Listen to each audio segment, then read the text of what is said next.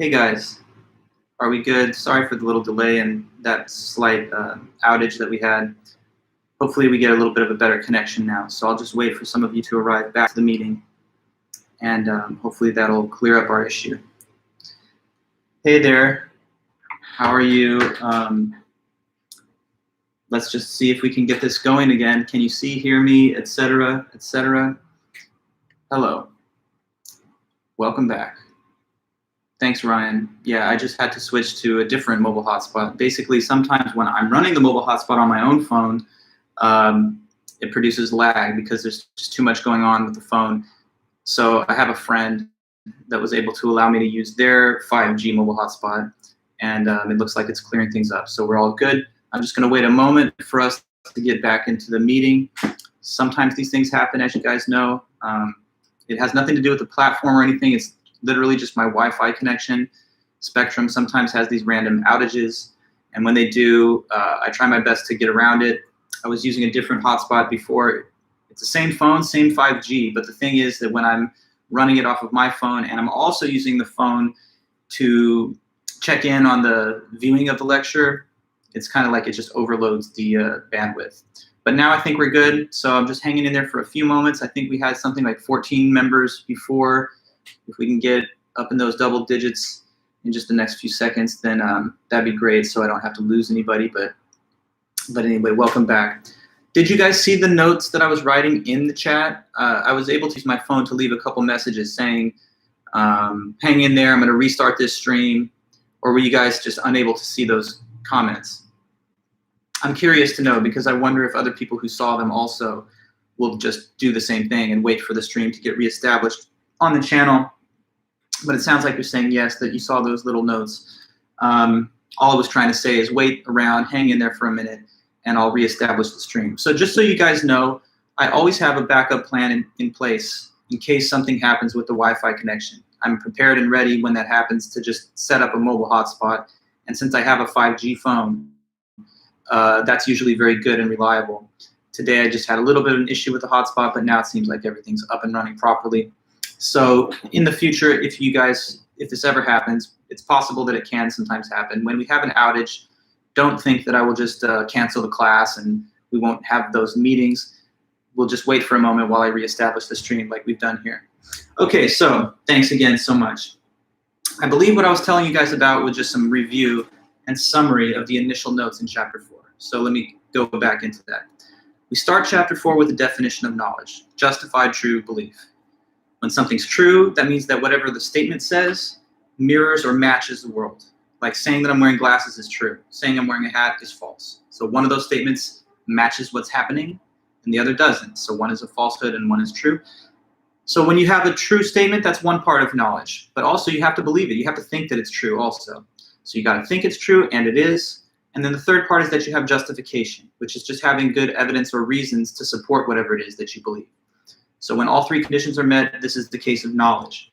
If any of them is missing or absent, then that's not sufficient for knowledge.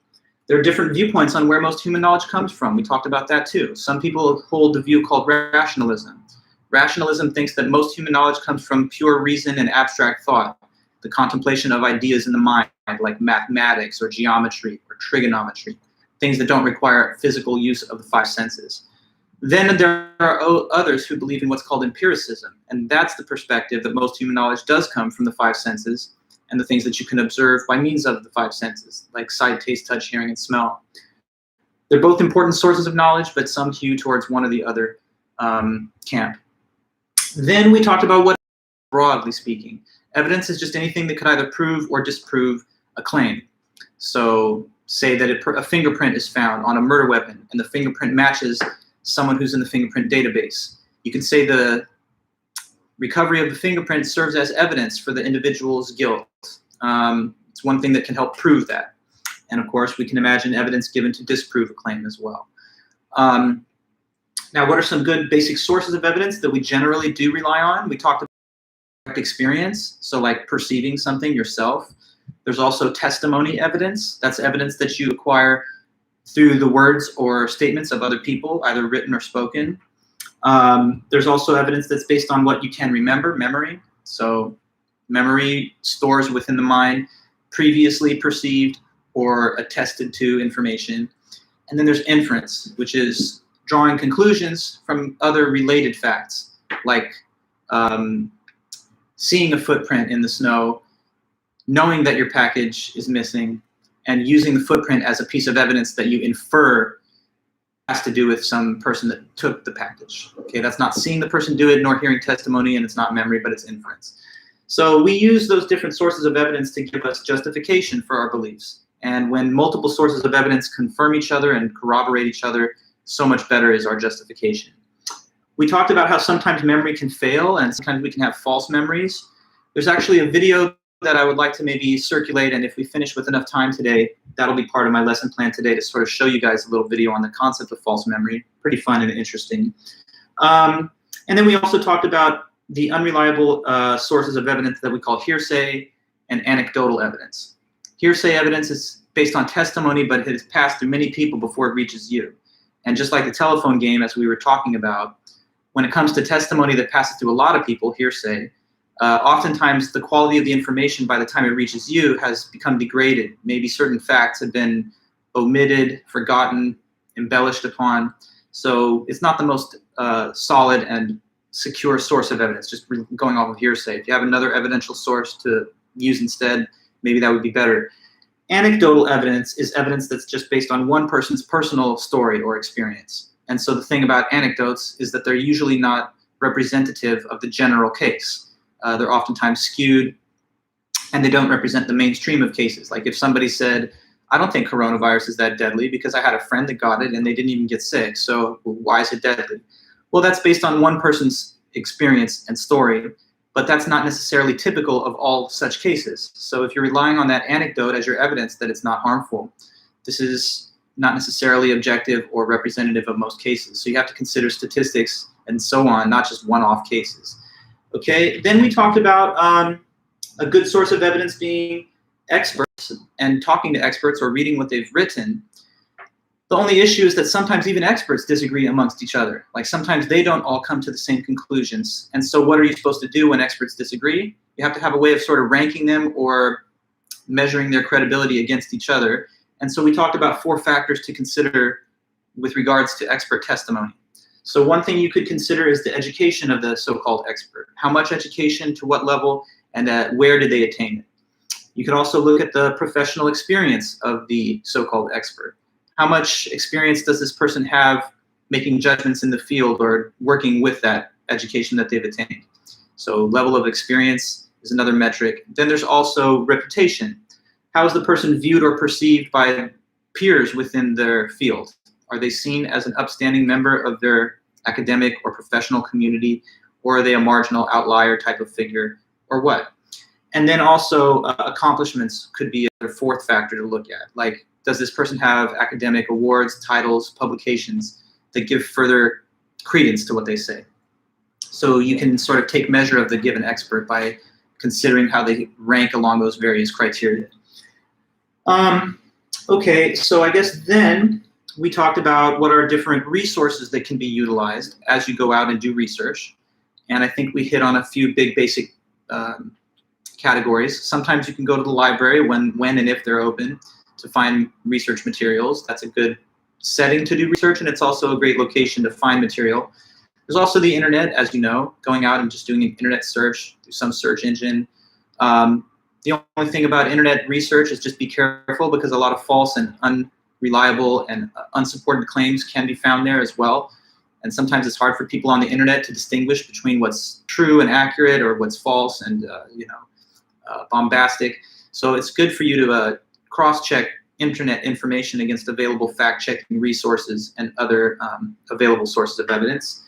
And of course, there's academic journals. Sometimes if you want good research material, you can look something up in an academic or professional journal that's dedicated just to material on that specific topic.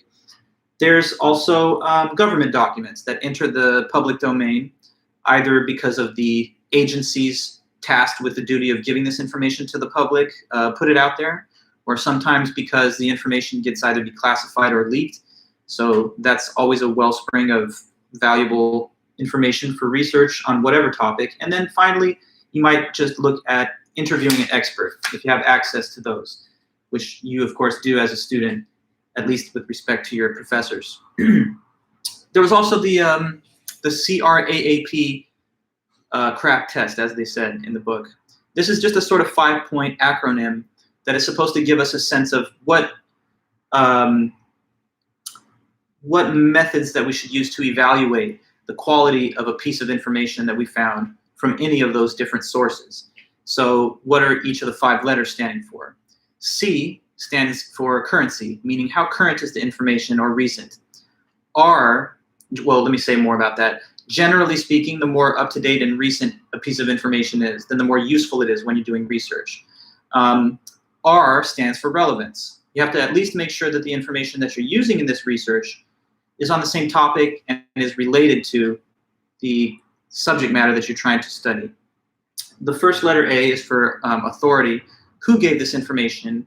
What kind of credibility or authority do they bring to such a discussion? Are they well versed in this topic, or are they just a random person with a big opinion? Second letter A is for accuracy. Once again, you want to make sure the information is factual, correct, and intended to promote truth. Double check against whatever fact-checking resources that are available to make sure that that's true. And finally, the letter P is for purpose, meaning why was this information disseminated and distributed to the public? Is it to sell something? Is it to win people that are converts to some type of ideological or even religious viewpoint? Or is it simply to provide objective information that people can make decisions based upon?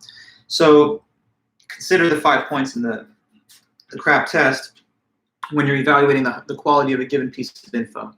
Okay, so then after that, we talked about these different cognitive and perceptual errors in thinking. Cognitive errors, errors in the way that we process information mentally, and perceptual errors, errors in the way that we even see and perceive reality. To set off that part of the chapter, we talked about the War of the Worlds broadcast, right? So the War of the Worlds broadcast was this broadcast occurring in 1938 on the radio before the television era. People would listen to the radio to get entertainment, news, and sports, and all of that. So sometimes you would have the commentator on the radio or various different media figures voice acting the plot line of some type of fiction, just for entertainment. And one night there was this H.G. Wells novel, The War of the Worlds, that was being voice acted by the radio team. Some people tuning into that broadcast mistakenly interpreted it to be real news, like a report that Martians were invading the planet Earth. And famously, some people, based on the thought that this was reality, became panicked, afraid, and in some cases I've even heard committed suicide. So what it's supposed to tell us, this example, is that our perception of reality can be powerfully shaped by our social influences. You know, nobody would have woke up that day and had the thought on their own that aliens are coming and it's total panic time. But hearing what you perceive to be an authoritative source saying such a thing can really powerfully shape the way you perceive reality. And some people even started seeing things, like they thought they could actually see these flying saucers on the distant horizon. So vivid is the power of suggestion and the way that social influences shape the way we see things. So afterwards, after we gave that little reference to the War of the Worlds broadcast, and this is still just a review, right? I'm just trying to bring you guys back up to speed after our nice weekend on last meeting's material. We talked about different of these cognitive and perceptual errors. So I have a question now for you guys. Who could tell me what were the different cognitive and perceptual errors that we discussed? Part of this is because I want to make sure that I don't cover it twice, and I also want to know where we left off. So who knows? What are some of those errors? Just put them in the chat if you can. Think back to last Thursday and your notes or the book or both, and tell me what are some of those errors mentioned after the War of the Worlds stuff in your notes. You would see these things coming next. So like, for example, what?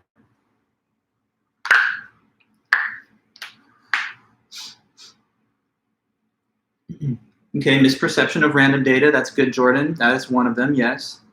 Do we have more than that? I thought we had maybe one or two more, but my memory's not perfect. Okay, good.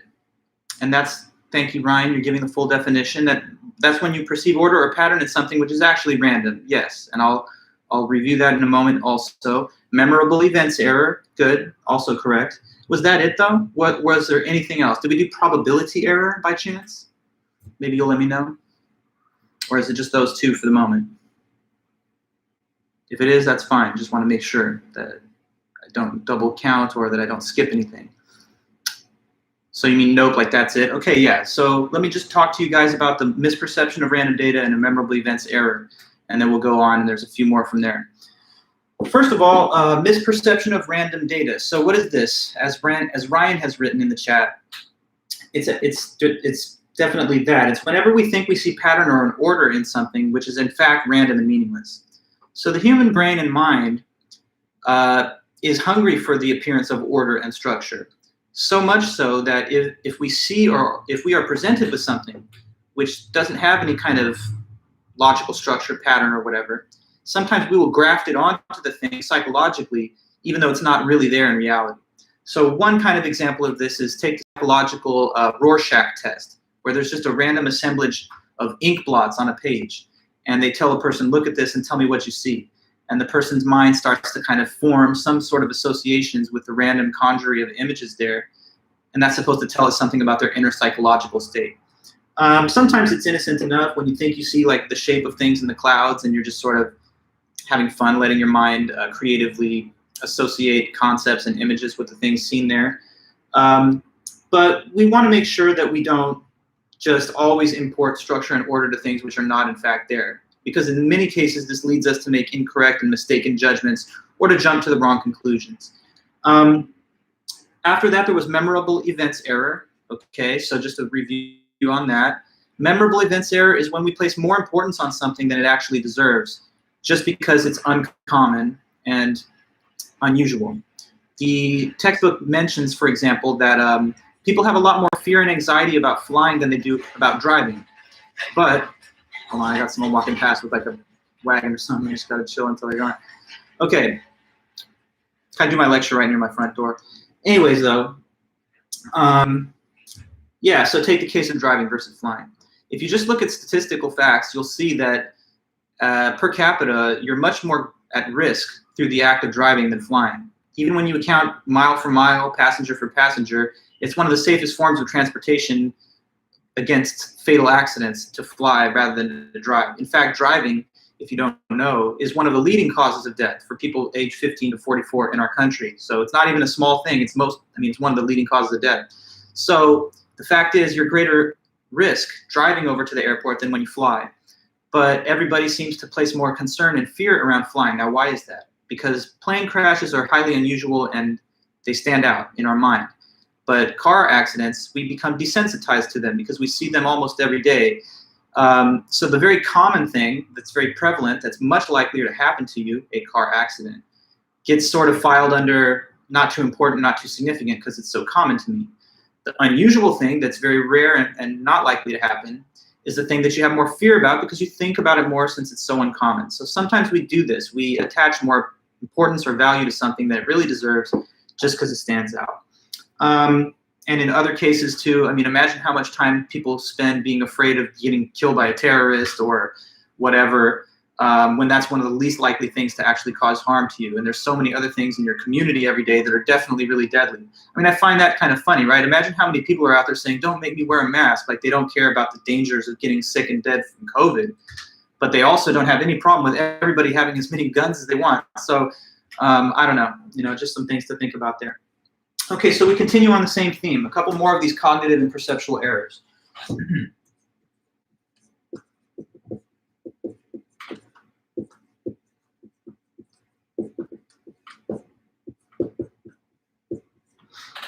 Cognitive and perceptual errors. Okay, so there's also what are called probability errors.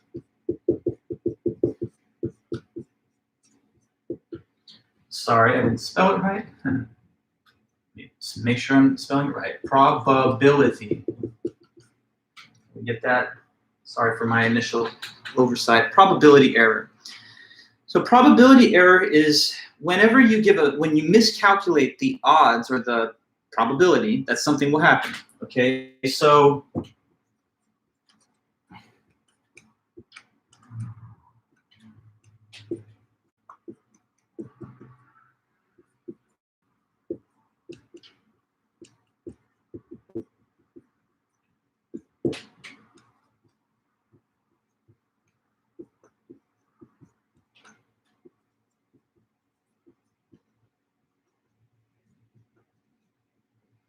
When you miscalculate the probability of an event by a wide margin, that's what they call the probability error. So there's two basic ways to commit this error.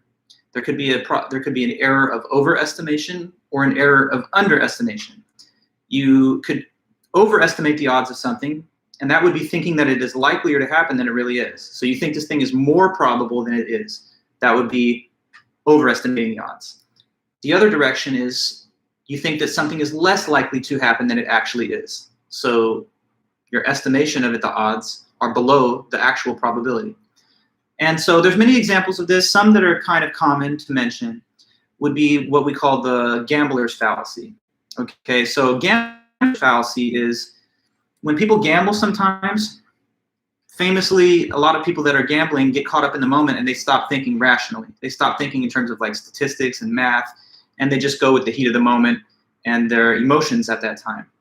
But oftentimes this is an error. So let me give you a quick, easy example. Suppose I have a coin right here and I flip the coin. Can anybody tell me what's the probability that it's going to land heads? Just a fair coin, a neutral coin, heads, tails, it has two sides.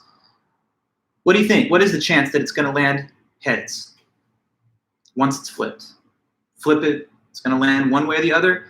Probability of heads, anybody? Exactly, it's 50-50, it's just a fair coin. So you've got basically a 1/2 probability, 50%, 0.5. Okay, so let's think about this. Suppose I flip the coin, it lands heads. That's the first trial of me flipping it. So I pick it up and I flip it again. And it lands heads twice. So I pick it up, I flip it a third time, it's heads 3 times. Okay, now I'm going to pick it up the 4th time and I'm going to flip it again. Another question, maybe it's a trick question, I don't know, but here's a new question to you. When I flip it that 4th time, after it already landed heads 3 times in a row, what's the probability on the 4th trial that it will land heads? So we spoke about the first and you told me correct, it's 50%. Now if the 4th time it's been flipped, what's the probability it's heads on the 4th trial? It's still 50-50. Yes, guys, that's right. So I'm glad that you didn't waver or modify your assessment, because that would have been an error. But you know, sometimes people, they get caught up thinking that way. Suppose you're gambling, right? And you're gambling on this coin flip. So heads, when it lands and you call heads, you won. So you're like, heads, I won. Heads, I won again. Heads, 3 times in a row. Now, you know, heads is on a roll. So I better. That would be an incorrect way of thinking. On the other hand, someone might have the opposite thought. Oh, it's been heads 3 times. So you know the law of averages. Tails is due. So I better switch my bet to tails because now that is likelier. So here, let me explain why that's not correct. The odds associated with each individual flip are clearly 50-50. But yes, it's true that the law of averages over the long run, we should see the statistical distribution of heads and tails approximate to 50%. Like if we flipped it infinite times, that's what we'd expect in the long run of cases as you stretch time out. But if we thought that because there was 3 heads, tails is more likely, that would be a probability error where we are confusing the odds of a series of trials with the odds of an individual trial within the series. Okay, so like clearly we would not expect it to land heads 1,000 times in a row if it's a fair coin. But no matter how many previous flips there were, they cannot possibly affect the probability of a new flip. It's not like the coin can take into account how it landed before and just decide or something to change or to maintain its previous status. So probability error, everybody. Now that's coin flips. In a more realistic gambling scenario, there is the roulette table. If you guys know a little bit about these Vegas games and so on at the casino, roulette is where you have basically 2 colors on this spinning board. You have red and black.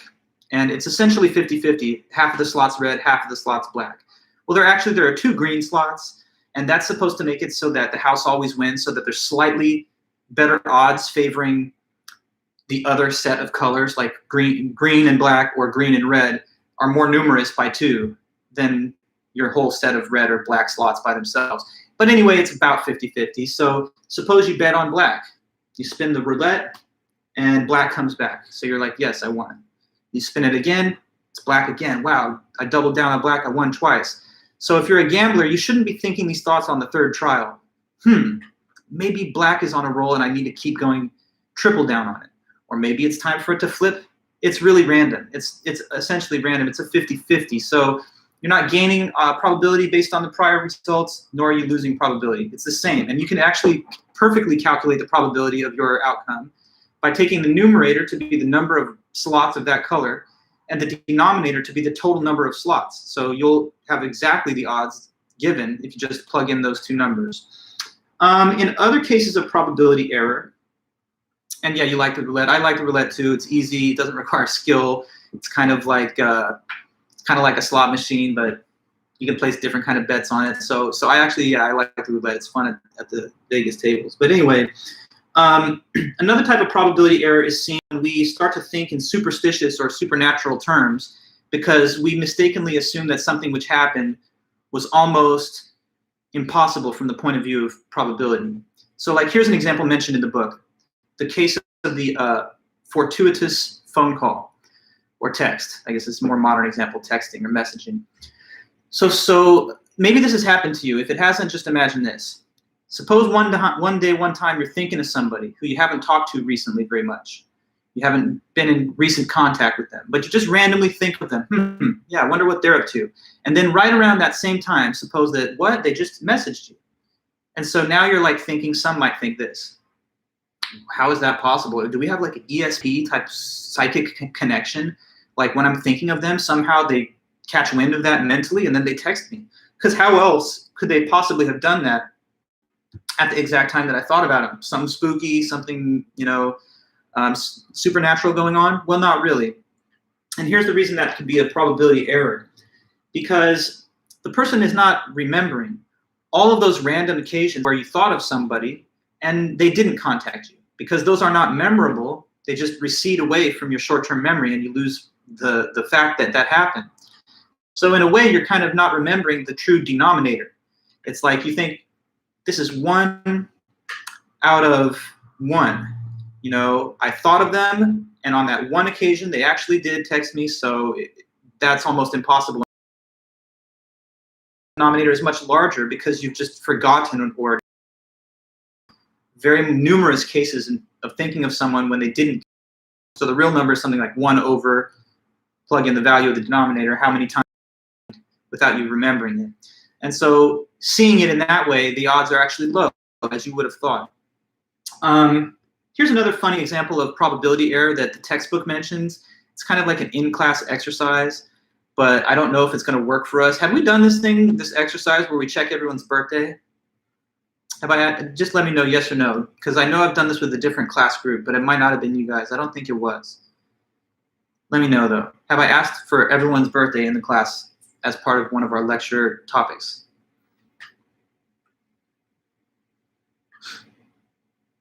Okay, no. Cool. So let's do that. I just want to try this, and spoiler alert, it might not work. We have a certain size of people in this class right now, 16, including me, maybe that's 17. So this is a little example that works better when you have about 30 or so. So I feel like the odds of this playing out as the textbook imagines is questionable, but we'll see. So here's what I want everyone that's watching this right now to do. Just type in your birthday in the chat. Just do that for me. You can just put month and day. Everyone has to participate, so I should see however many of you are here, all your birthdays. I'm putting mine too. So far we got 3. Let's see all the rest. What? Okay, wait, already we're done. We're already done, guys. The rest of you, fine, that's great. But look at Lan and Anna. And Oliver, wow. I mean, very close with Oliver. But yeah, you guys can fill in the rest. But this was pretty cool, actually. So you usually think it's pretty rare that someone has a common birthday as you, the same birthday. But what you might be surprised to know is that the probability of this is actually quite high when you have a group of sufficient size. Normally, when the group is about 25 to 30, the odds are much likelier than you would normally think. And so a person might find it to be a shock, right? Wow, there's a person in this class that has my same birthday. I thought that was just so rare. It's 1 over 365. Take the number of people and you actually do the proper math, you see that the probability is higher than you might have antecedently thought before doing this example. So Lan and Anna, you guys are both October 16. Oliver, you're the October 15th. So we almost had 3 on the same day. My birthday's tomorrow, so that's going to be boring, I guess. I'm just not really doing anything, but anyway, yeah. So cool. Just another example. If you felt surprised, then maybe you can recognize that sometimes we miscalculate the odds. You think that something is almost impossible to be the case, then you see that it's actually more likely than you had thought. Okay, so happy birthday to you guys whenever that happens, October, mid-October. Pretty cool. Okay, so probability here and some examples. Yeah.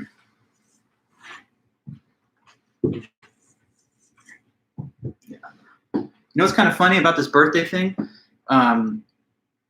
This is kind of a weird example of it too. My older brother, well, this is pretty rare, okay? So like this is legitimately like something weird. But my older brother, Jade, he's also born on March 17th. And so, but he's like 4 years older than me. So that's kind of strange. My parents had 2 kids, same birthday. So happy birthday to my brother Jade also tomorrow. And then my other 3 siblings are triplets. And of course they're triplets, so they're all born on April 26th. So it's like 5 kids, 2 birthdays. Pretty strange. Yeah, we are both Pisces, I guess. Well, but I changed my zodiac sign to Aquarius. No, just kidding. Anyway, okay, so cognitive and perceptual errors. We talked about probability error. So we go on. There's the next one to talk about self-fulfilling prophecy.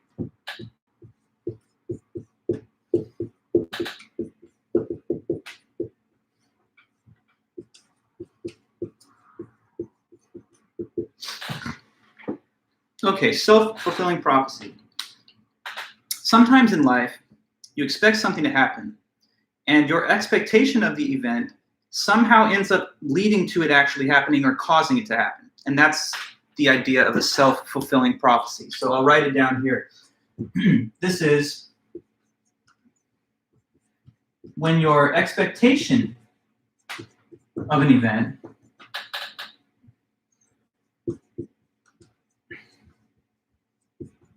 ends up causing the event to happen.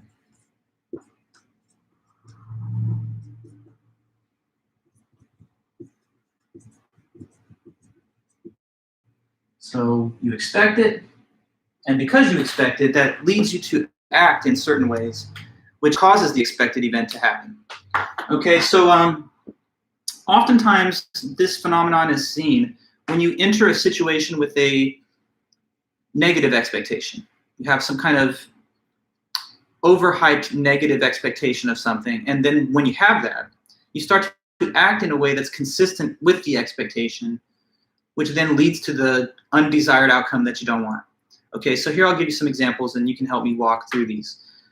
Suppose that a student enrolls in a class, and on the first day, when they see the teacher, the class, the syllabus, whatever, the book, they get this sinking feeling and they're like, you know what? I sense it. I feel like I'm not going to do well in this class. That's what I expect. I think it's not going to be my class. So if that's how you expect things to go on day 1, like you expect to fail or not pass, whatever, then what things do you think you might do or not do from that point onward in the semester?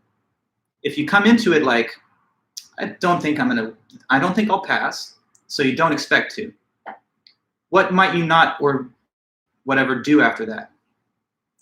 You can imagine this, right? Take a student that doesn't think they'll pass. Maybe you guys have known people like that. Maybe sometimes we have been that person. But whatever the case is, if you don't think you're going to pass or you don't expect to, what might that lead you to do in terms of your behavior afterward? Okay, yeah, so not study, right? Why would you give it your all? That's the thought. If you don't think it's going to work to your desired outcome, then why would you put all your attention and energy into it? You'd be thinking this, well, if I think I won't pass, why should I devote extra energy on it? You know, if this is not going to be my most successful class, maybe I should just put more of my intellectual resources and time into the other classes, right? So you might give up and you might not read the material or you might not attend all the lectures, because why should you if you already think it's not going to be a good outcome? But look at that. Now, because the person has already decided that this is not going to go their way, they're withdrawing their energy and focus from the class, and it's going to pave the way for them to fail. So they're kind of preparing for failure. Another example, taking the field of athletic competition, and you're out there, whatever the sport or game is, and right away you kind of just size up the opposing team or opponent, and you're like, you know what, I don't think I'm going to be able to win. I don't think it's going to be a victory today. Probably going to take an L. And so if you think you're going to lose, then are you really going to hustle as hard as possible out there on the field and make the extra effort? Probably not, because you would think, well, it'll be a waste of energy. If I'm going to devote that much energy, I'd rather do it to a game where I think I will win. But if you don't give your full attention and your full measure of focus to the game, then you're not going to win. So another example. How about this? It can happen in social situations with people, even in relationships. Say that you have a relationship with a person and you start to have this feeling. You know, I think they're going to break up with me. I think maybe they don't like me as much as I like them. It's just a feeling, it's just a hunch, but I expect that. So if I expect that the person will leave me, then maybe I'm going to start withdrawing emotionally from them a little bit. You know, if I think they're maybe going to break up with me, then why should I go the extra mile in terms of my affection and my level of care and concern? But now if I do these things, withdraw emotionally, get a little standoffish, distant, the other person might notice these behaviors and start to think that I'm not into them, and therefore they do break up with me. So the expectations set the stage for the sequence of events that led to the outcome. Or, I mean, I could just keep going on and on. You go to a social event like a party or something. Imagine that. I know it's not the time really, but you know, you go to something like that, let's say hypothetically, and you enter into it thinking, this is not going to be a fun event. This is going to be a bunch of lame people. I'm not going to like them. They're not going to like me. I just feel like I'm going to go into this situation. I'm not going to have any fun. So you go into it expecting nobody to like you. And because of that, you're kind of standoffish, rude. You want to get out of there. And because of this behavior, people don't like you. You know, people contract the way that you're acting. So you entered in with an expectation of social failure. And then that's how it ended up going, because of the way you act based on the expectation. Okay, now all these are like individual circumstances. But we can even imagine it taking a larger social element. So for example, what if everybody thinks that the banking system is going to collapse or that the stock market's going to crash? If you expect the stock market to crash, then members of society with that expectation might choose to do things like what? What do you think? So you think this stock market's going to collapse and the banking system's going to collapse. That would inspire, motivate you to perhaps take choices and decisions like doing what? Just throwing that out there. Give me something if you can in the chat. Yeah, so Philip, you say pull out like you're saying your money. So yeah, if you think that the banking system is going to collapse or the stock market will collapse, then you better take your money out of the stock market before it collapses, right? But now if everybody sells all their stocks and everybody makes a run on the banks, that's exactly what happened in the Great Depression, which led to the eventual collapse of the banking system, at least for a while. So everyone's fear of the collapse causes them to rush to the exits, and that ultimately causes the scary thing that they were worried about. You can also see this in panic situations when there's big crowds. All of a sudden, everyone needs to quickly evacuate. Maybe there's an emergency happening. And now everyone's afraid, I won't be able to get out of here because there's going to be a mass of people at the front. So now that you're afraid of a big pileup, you're trying to get out faster. And because everyone's trying to get out fast and not do it in an orderly or single file fashion, people are starting to get crushed. So everyone afraid of this result acts in a way that ultimately leads to it happening. And another possibility, and then we'll move on from this. Suppose you have two nations bordering each other, or whatever. I mean, they don't have to be bordering, I guess, but I was kind of thinking like India and Pakistan. They are two nuclear armed nations that are a little bit not friendly with each other, but it doesn't matter. There could be two countries anywhere in the world. So suppose two countries expect the following, that the adversary is going to attack you, right? Well, if you think they're going to attack you, or let's put it this way, you think war is going to break out between you and that other country. Well, what might you start doing? Preparing for the possibility of war. So you might start to do military flyovers and defensively manned troops along the borders and stuff, because you expect that this might happen. But now those actions are seen as preparations for war by the adversary. They look provocative, they look hostile, and then they start defensively preparing as well. Eventually, this increase in preparation for the outbreak of war leads to the outbreak of war that neither country really wanted.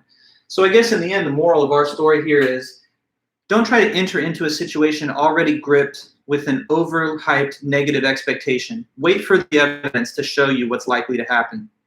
because sometimes the thing that you set you to behave in line with that possibility. Now, whenever I teach this self-fulfilling prophecy, I sometimes think, and a couple times students have asked me, couldn't there be cases where you come into the class and you're like, I expect to get an A. I expect to get an A, so now I'm going to prepare like I have that expectation and that leads. I guess so. That's also a possibility.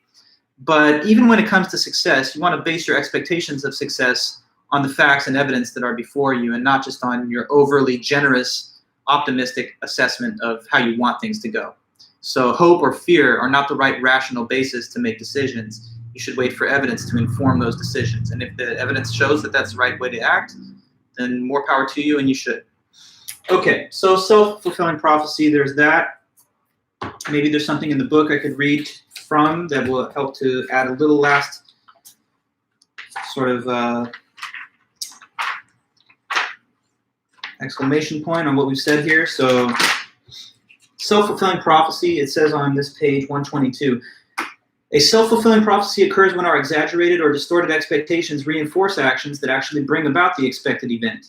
Expectations can have a profound influence on our behavior. Rumors of impending bank failure during the Great Depression in the 30s led to mass panic in which people rushed to take their money out of the banks before they crashed. And as a result, lots of banks went bankrupt. If everyone withdraws, then they have no longer got any liquidity, and therefore they can't be a lending institution.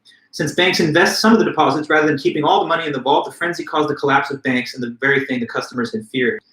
To use another example, say a literature professor has a star football player in her class. On the basis of her expectation about college athletes, she assumes that he is not academically inclined, but is taking the course only because it's supposed to be easy. Because of this, she calls on him less and doesn't encourage him or make an effort to include him in class discussions.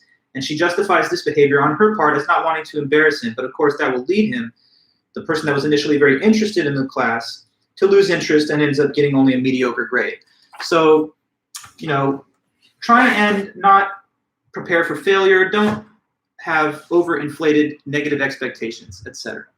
Okay, so there's just a couple of more definitions that I want to state from the end of chapter 4, and then we're pretty much done. Another subcategory of cognitive and perceptual errors that they mention there are social errors, as they call them. So sometimes we make errors in judgment or in the way we process information because of our standing within a social setting or within a group. So let's talk about these social errors. There are just two of them I want to go over.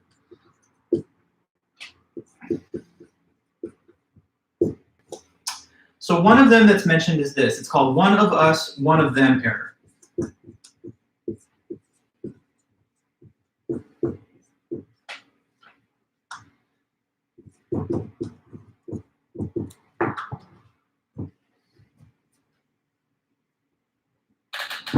One of us, one of them error. So let me give you the definition and then we'll have some discussion. So sometimes in life, quite often, we have a tendency to divide people into various groups, in groups and out groups. That is partially because we want to feel a sense of identity and community with certain groups with which we can then identify. That's all fine and good, but the problem is when we start using the status of people that are not members of our group as a basis to dehumanize them, to discriminate against them, or to treat them with less respect or less concern. So that's what it is, one of us, one of them error. When we divide people into groups of us and them,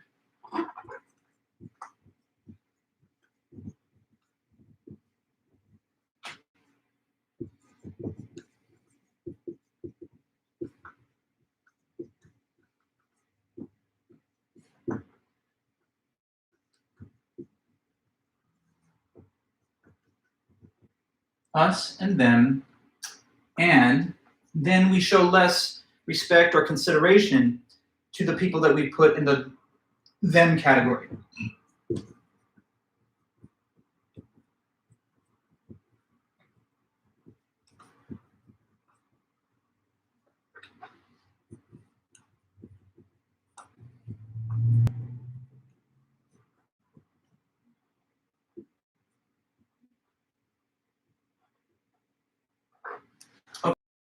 Says, if it's not easy enough to read, It says, one of us, one of them, the social errors.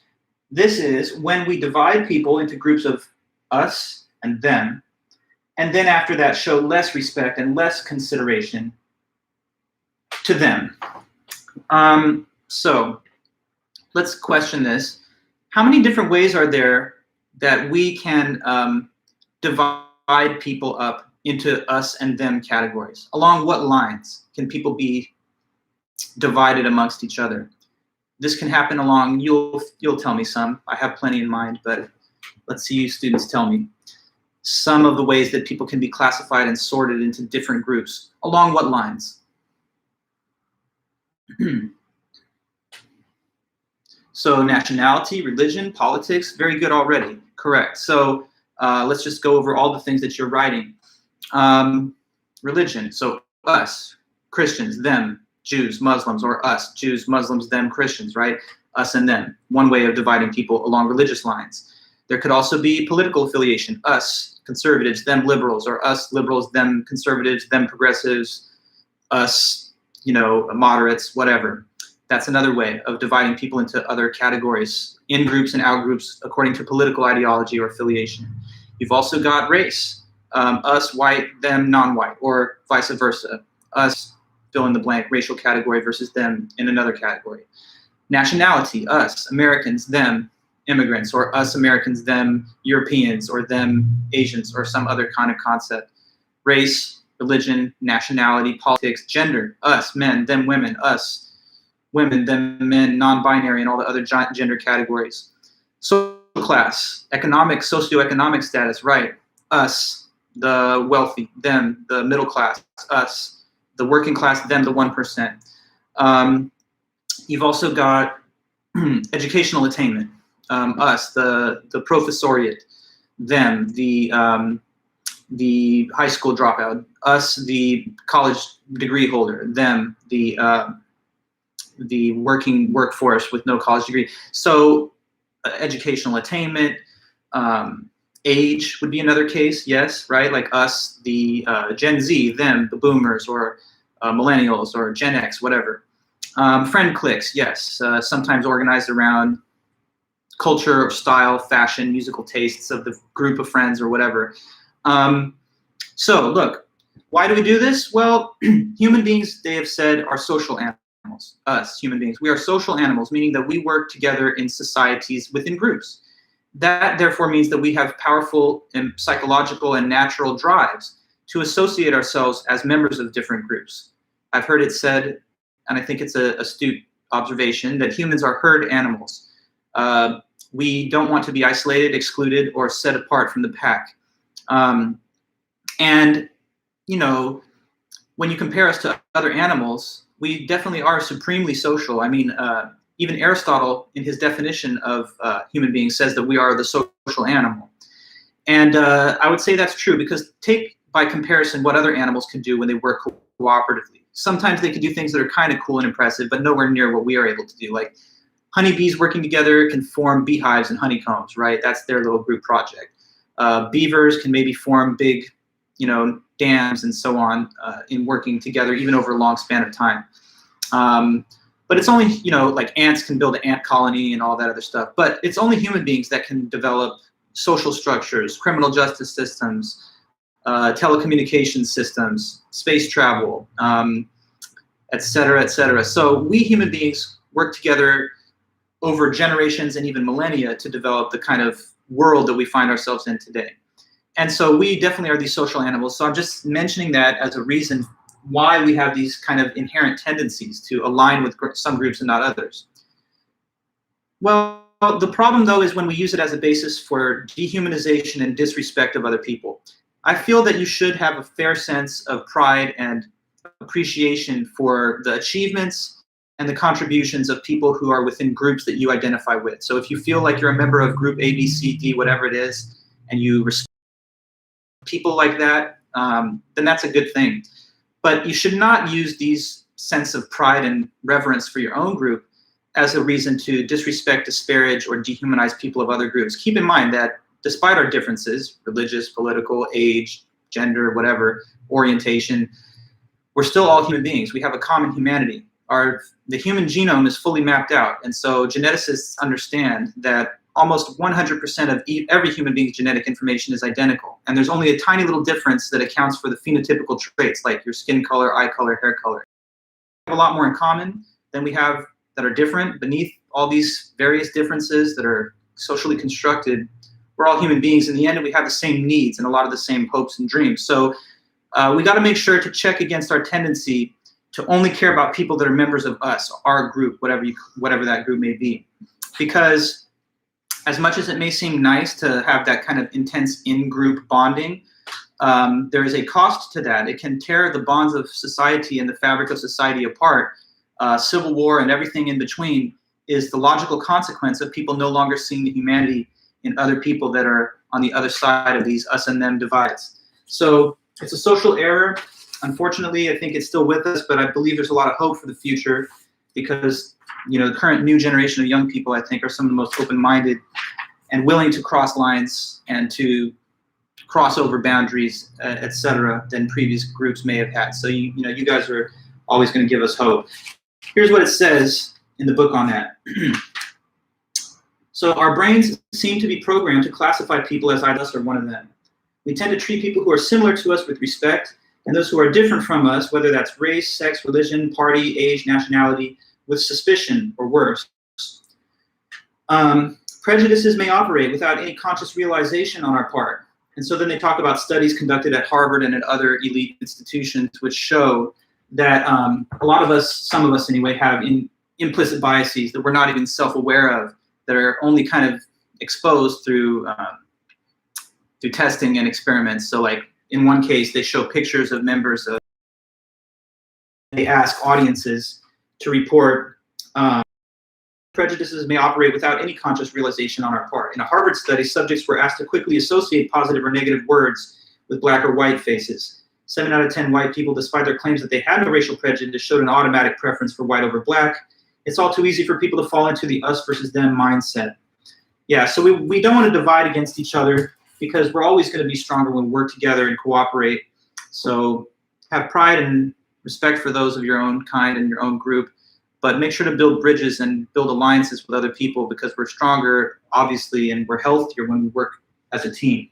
So that's the one of us, one of them error. And then there's one more thing to finish chapter 4 at the very end here. And that is the concept of diffusion of responsibility.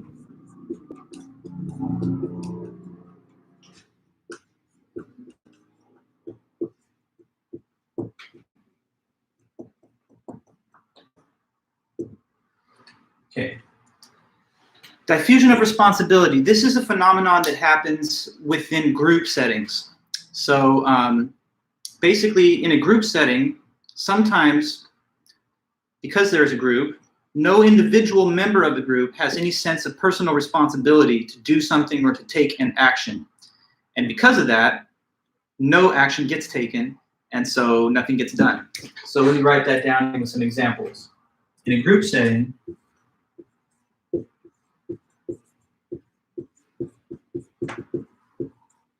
no individual member of the group, no individual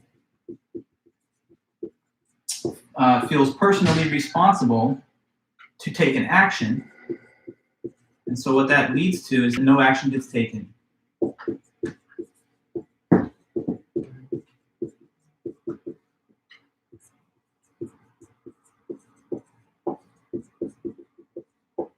So therefore, no action gets taken.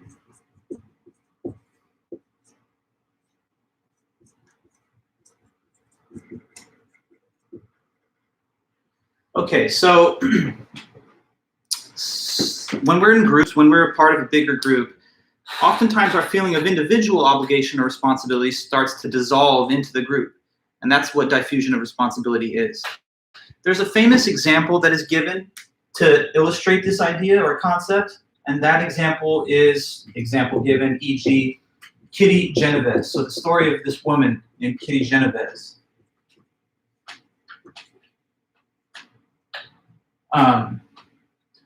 Sorry, this is supposed to be the letter E. Okay, I'm messing it up, but let me try it again.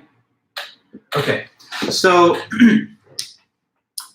I don't know, maybe it's a chance. Let's just see. Have any of you ever heard of the case of Kitty Genovese? It's a real event that is sometimes mentioned in psychology classes.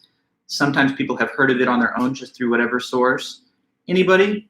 No? Yay? Nay? Kitty Genovese stories, sometimes mentioned in connection with what's called the bystander effect. Let me know if you've heard anything, just to see where you're at, and then I'll tell you more about it. Not familiar with it, Nathan? Okay. No big deal. Oh, you've heard about it, Oliver? Okay, so let me hear your way of putting it very briefly first, and then I'll just go into full-blown detail. Oliver, what have you heard about the so-called Kitty Genovese situation? Let me know if you can recall. Bystander effect. So it is about that bystander effect, yes. You have anything on that, Oliver, by chance? Or anybody? I sometimes like to compare what you already know to like what I'll then inform you of and stuff. So just checking for a half second. Let me know.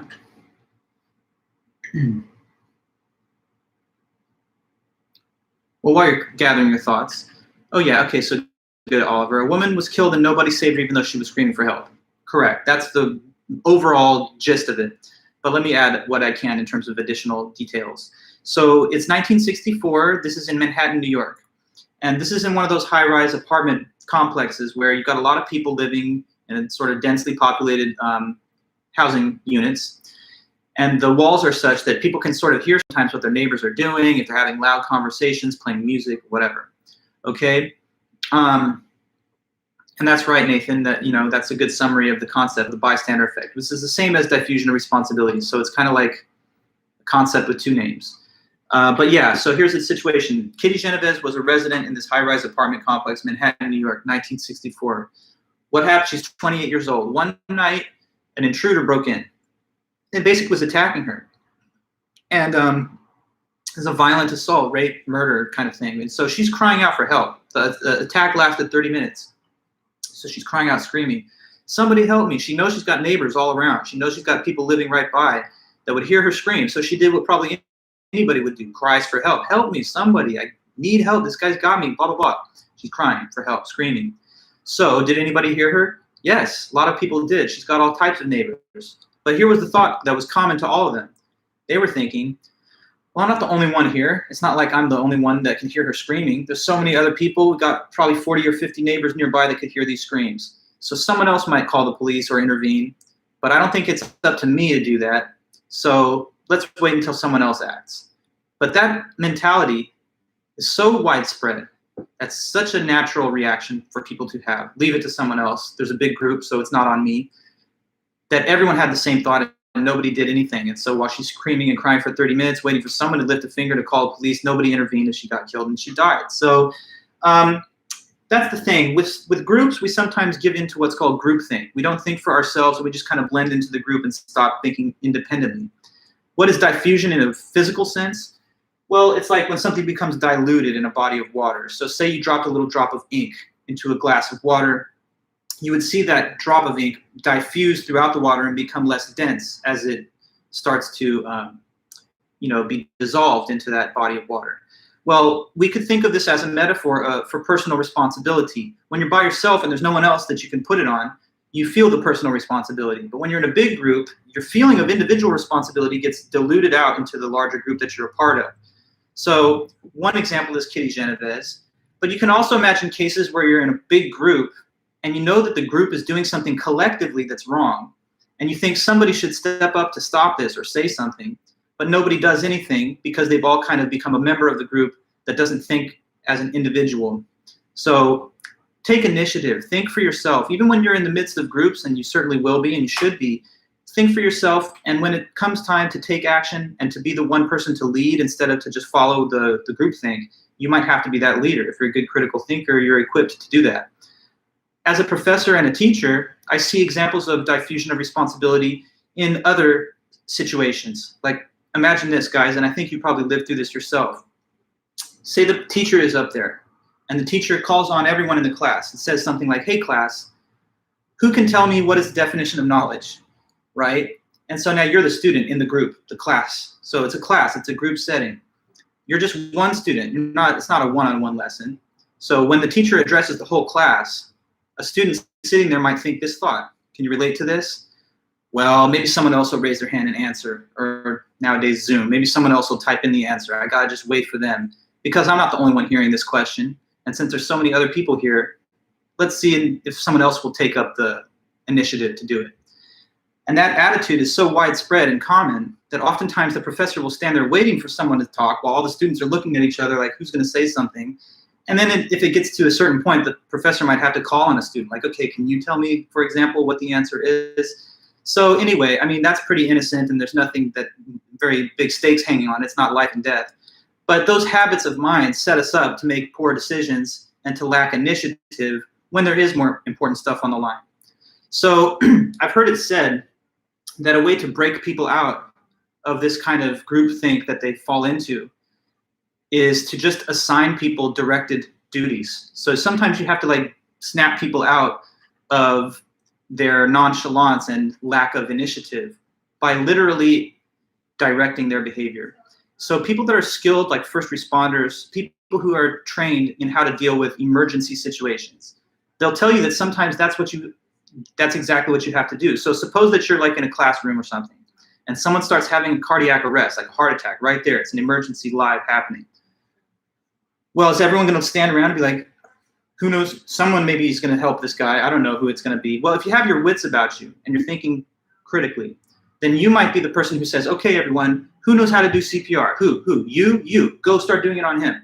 And now, who has a cell phone? You, call the police. Who's able to run to the next room and get other people to, call for further help and see if we have some local resources here that can come quicker? You, run and do that. So if you actually tell people what to do, then that can, of course, break through their inhibitions against an individual action. And that's here what it says in the book, so I'll read a little from the book on diffusion of responsibility. It says, it's a social phenomenon that occurs in groups of people above a certain size. If responsibility is not explicitly assigned to the individual, we tend to regard it as not our problem, but someone else's problem. We're much more likely to come to someone's aid if we are alone than if we are in a crowd. The phenomenon is also known as the bystander apathy or Kitty Genovese syndrome. And then they give the case of Kitty Genovese. In 1964, 28-year-old Kitty Genovese was murdered outside her New York City apartment building. In the half hour that lapsed during the attack, none of her many neighbors who had heard her repeated cries for help called the police. And then they give another example more recently, 2008. An elderly man was struck by a hit-and-run driver on a busy street in Hartford, Connecticut. And the man lay in the street paralyzed and bleeding from the head while bystanders just looked at him or ignored him. Some motorists drove around his body without even stopping, and no one offered any assistance until an ambulance finally turned up on its own. Diffusion of responsibility can also occur in a group hazing at fraternities where no one comes to rescue a pledge who is clearly in distress. As social beings, we're vulnerable to group conformity. When in groups, we also tend to regard something as not our problem unless responsibility is directly assigned to us. Although these traits may promote group cohesiveness, so I guess that's the benefit, they can interfere with effective critical thinking. And so as good critical thinkers, we need to be aware of these tendencies and to cultivate the ability to think independently while also taking into consideration others' perspectives. Errors in our thinking also make us more vulnerable in falling for fallacies and arguments, which we'll study in the next chapter. So anyway, keep in mind that you're trying to be a good critical thinker, and part of that is to have independence of thought and the initiative to take actions that are right and necessary when it's proper and when it's called for. So you don't want to be the bystander standing by waiting for someone to make critical decisions and take important and needed actions. We'd rather that you be the leader in that situation, and having lessons of this kind can somewhat act such a way if it's ever needed. Hopefully not. Guys, let me do this one thing I just wanted to quickly send off. I'm going to ask you a question in a second.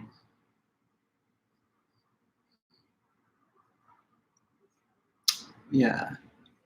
Okay, so let's see. Can anybody tell me that you've received a message through Canvas right now? I just hit send, and I sent just a little video. It's a video on false memory. So let me know if you've got it, and if you can confirm that you got that, that's all I want to know. It might take a minute to appear in your inbox or in your notifications. Just want to make sure it's good. Okay, thanks, Elizabeth. So that's just a short, it's about 45 minutes. Here's something I wanted to tell you guys. The text for this message that says, "Hi guys, this is a supplemental video I'm assigning you, and class ended early." The full text of that was actually written for the prior class meeting, because I have a 12:45 to 2:10 class. They ended a little earlier than you guys. We've made more of the full time. So you can disregard some of the written information. But basically, long story short, I would think this would be a great thing for you guys to watch if you have some time. So it's a brain games episode. It talks about memory. It explores the possibility of false memory and how memories can be shaped by our social and other influences. So I think it's just a nice kind of like supplement to add to our knowledge of Chapter 4. If you have time, go ahead and watch it whenever. And we have 2 review sessions after this, so you've got plenty of time if you want to get a look at it before our midterm next week. It's kind of just fun. It's kind of something that I probably would have played in class if we still had face-to-face meetings. But now that everything's online, I just throw it over to you. And if you get some extra time, that'd be great if you watched it. Okay, guys, so let's just, I guess, end, because we've reached the end of those notes in Chapter 4. On Thursday, we'll be back here. We'll have our Tuesday next week, we'll have the second review session. And then Thursday next week will be the midterm exam. So that's what's on the schedule. All the other stuff has already been graded for a while. So if there's anyone that's still looking for scores on earlier material, please send me an email and I'll be able to give you score and comments within a day or 2. All right, guys. So let me know that we're all right and that you have no other questions or anything. And when I see your goodbye or anything else, then I'll be able to close our stream for today. So are we good to go? Okay, perfect. Thanks again. Take care, everybody, and I'll just see you in a few days. Like I said, let me know if there's anything you need. But for now, take it easy and happy birthday to me. I guess I'll see you guys. I'll be a year older, I guess, on Thursday. Okay, then. Bye-bye.